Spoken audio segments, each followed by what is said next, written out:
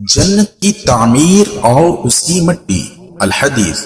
عن ابن عمر رضی اللہ عنہما قال سئل رسول اللہ صلی اللہ علیہ وسلم عن الجنت فقال من يدخل الجنة يحيا فيها لا يموت وينعم فيها لا يبأس ولا يبلي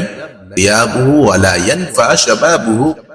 قيل يا رسول الله ما بناؤها قال لبنة من ذهب ولبنة من فضة وملاتها المسك وترابها الزعفران وحسباؤها اللؤلؤ والياقوت۔ ترجمہ، حضرت ابن عمر رضی اللہ عنہما سے روایت ہے کہ رسول اللہ صلی اللہ علیہ وسلم سے جنت کے بارے میں پوچھا گیا۔ آپ صلی اللہ علیہ وسلم نے ارشاد فرمایا، جو شخص جنت میں داخل ہوگا وہ ہمیشہ زندہ رہے گا، موت نہیں آئے گی، مزے میں رہے گا، کبھی پریشان نہ ہوگا،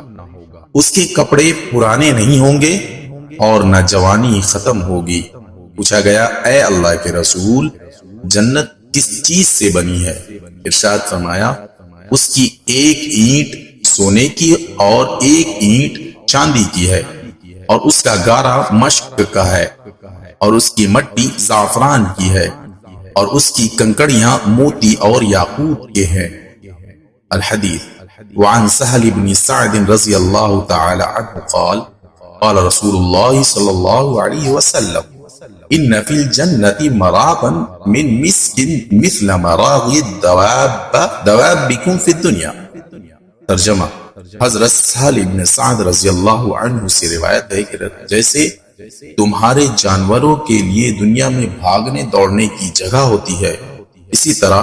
جنت میں بھی ہوگی، مگر وہ مشک کی ہوگی۔ الحدیث